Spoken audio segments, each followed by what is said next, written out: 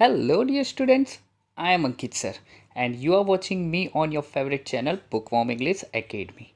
Friends, in this video, we are going to start our new chapter from our class 10th Vistas book, and that is On the Face of It, which was really wonderfully written by Sushan Hill.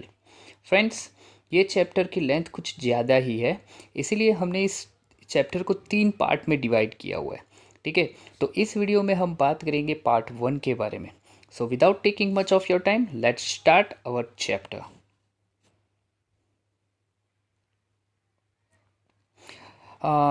Text book में दिया है, before you read, this is a play featuring an old man and a small boy meeting in the farmer's garden. The old man strikes up a friendship with a boy who is very withdrawn and defiant. What is bond that unites the two? यहाँ पर एक ऐसे play के बारे में बात कर रहे जहाँ पर एक ओल्ड मैन है और एक छोटा सा बच्चा है, उनकी जो मीटिंग है उसके बारे में बात की गई है. The old man strikes up a friendship with the boy. जो ओल्ड मैन है वो चाहता है कि वो लड़के के साथ फ्रेंडशिप करे, who is very withdrawn and defiant. उसके साथ जो एक छोटा बच्चा है उसके साथ एक छोटा सा हादसा हो चुका था और उसके लिए उसने अपनी लाइफ को बिल्कुल ही पैसिव वे में जीना शुरू कर दिया था. तो यहाँ पर हमें ये देखना है, what is the bond that unites the two. तो इन दोनों के बीच में एक ऐसा कौन सा बॉन्ड है जो एक दूसरे के साथ उन दोनों को जोड़े रखता है.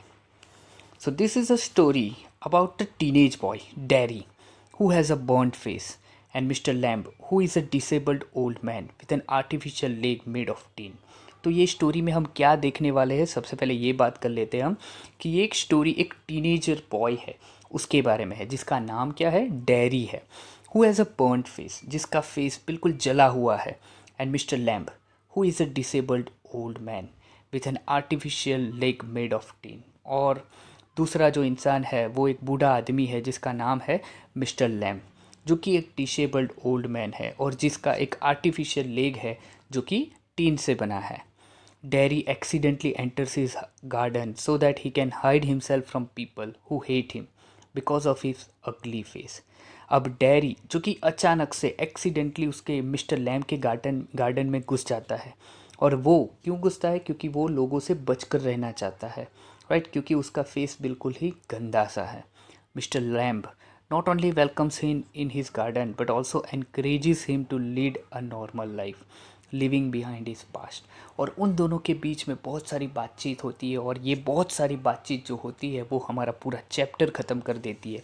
तो उनके बीच जो बातचीत होती है और उस चीज़ से मिस्टर लैम्ब जो है वो उसे एनकरेजमेंट देते हैं कि किस तरीके से एक नॉर्मल लाइफ की ओर आगे बढ़ना रहता है and living behind the past. और जो पास्ट उसके साथ जो घटना हुई है उसे कैसे पीछे रखकर उसे आगे चलना है.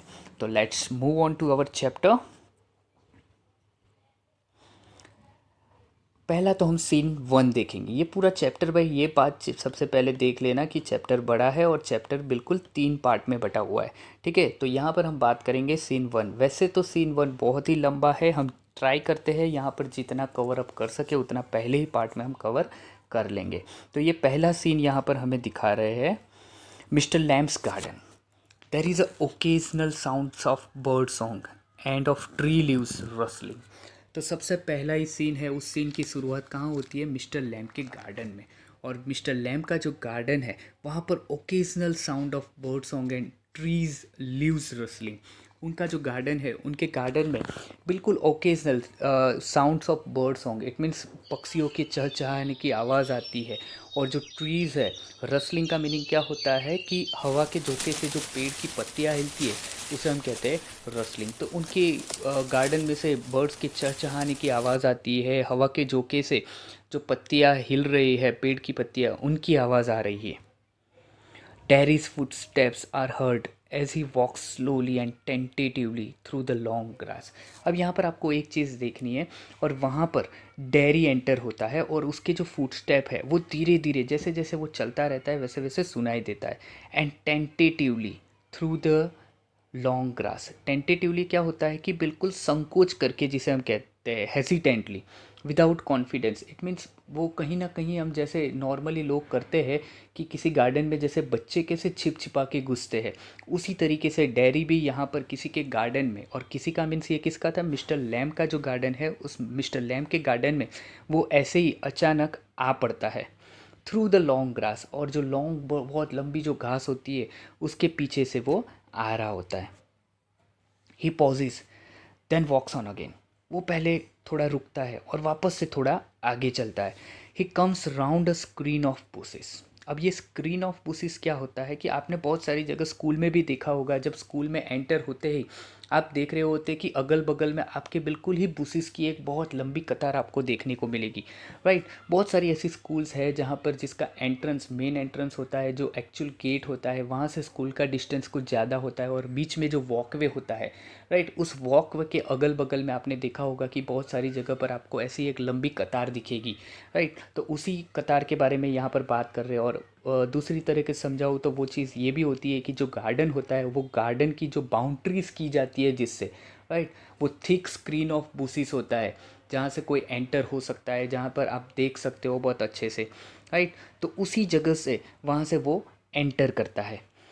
He comes round a screen of bushes, it means वो जो बुशेस होती है उसकी बगल में से वो आता है, so that when mister Lamb speaks to him he is close at hand.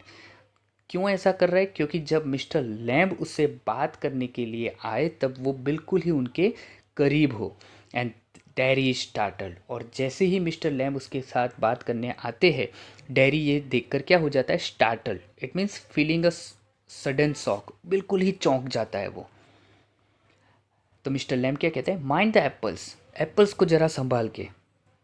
Dairy कहता है what, who's that, who's there, वो कहता है क्या, कौन है वहाँ, कौन है वो।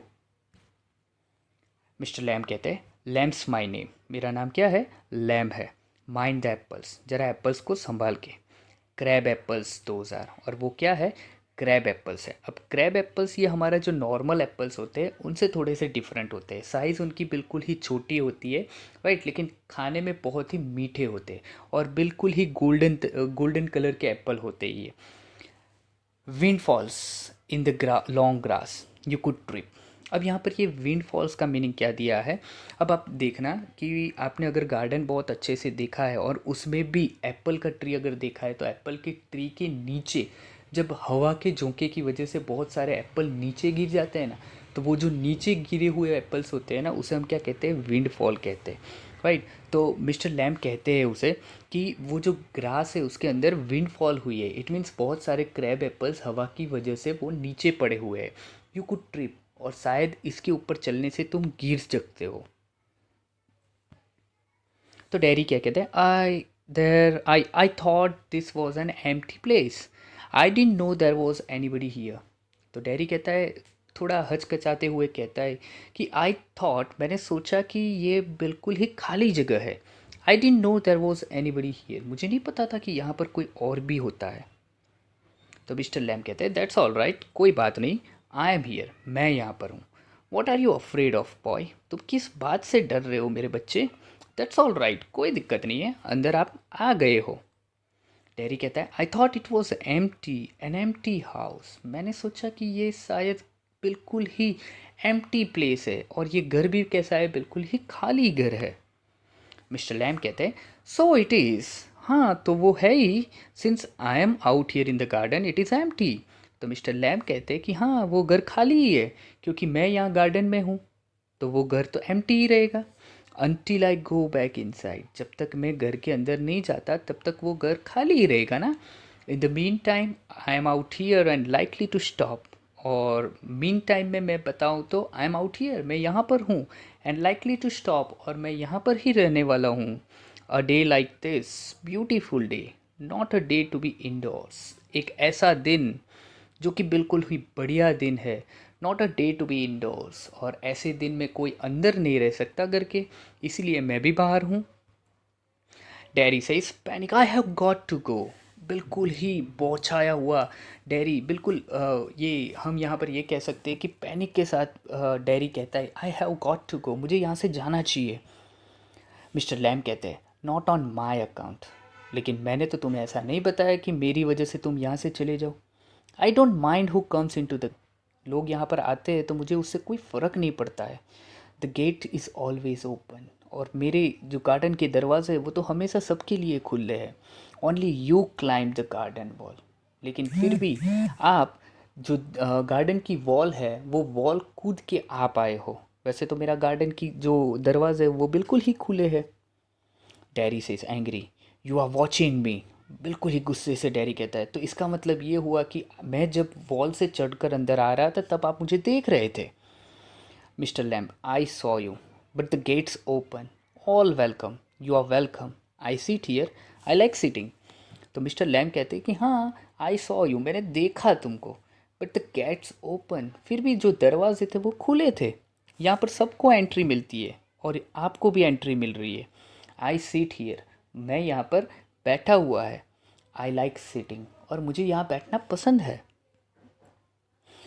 आई would not come to steal anything, Derry कहता है कि मैं यहाँ पर कोई चीज़ चुराने के लिए नहीं आया हूँ। मिस्टर लैम्ब कहते हैं, no no, the young lad still scrump the apples, you are not so young. तो मिस्टर लैम्ब भी कहते हैं कि नहीं नहीं, ये चोरी चुराना तो वो छोटे बच्चों का बात है। स्क्रम्प, स्क्रम्प का मीनिंग भी क्या होता है? चोरी करना। स्क्रम्प द एप्पल्स, वो चोरी करके यहाँ से जाते। You are not so young, तुम इतने बड़े नहीं हो। तो डैरी क्या कहता है, I just wanted to come in to the garden. तो डैरी कहता है, मैं तो केवल गार्डन के अंदर आना चाहता था। मिस्टर लैम्ब कहते हैं, सो यू डिड, हाँ तो आ तो गए हो तुम। हियर वी आर देन, हम दोनों यहाँ पर तो खड़े हैं। Dairy says, you don't know who I am. Dairy कहता है कि आप नहीं जानते मैं कौन हूँ। मिस्टर लैम्ब कहते हैं, अ बॉय 13 और सो। तो मिस्टर लैम्ब उसे देखकर, ऐसे उसका अपीयरेंस देखकर बताते कि तुम एक लड़के हो, 13 और सो, शायद 13 साल के। तो डैरी कहता है 14, but I have got to go now, goodbye. तो डैरी कहता है कि नहीं, मैं 13 साल का नहीं, मैं 14 साल का हूँ, लेकिन अब मुझे जाना चाहिए।